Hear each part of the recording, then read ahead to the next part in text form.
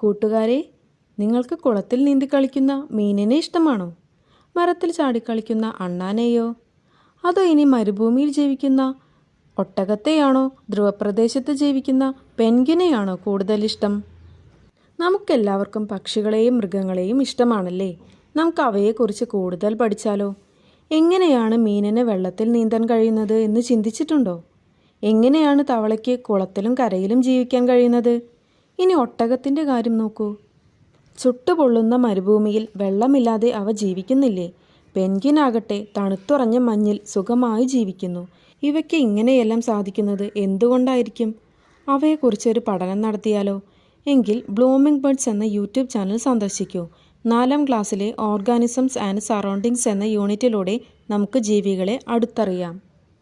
അതുപോലെ കൂട്ടുകാർക്ക് ഇഷ്ടപ്പെട്ടാൽ നമ്മുടെ ചാനൽ സബ്സ്ക്രൈബ് ചെയ്യാനും മാക്സിമം കൂട്ടുകാരിലേക്ക് ഷെയർ ചെയ്ത് സപ്പോർട്ട് ചെയ്യാനും മറക്കരുതേ.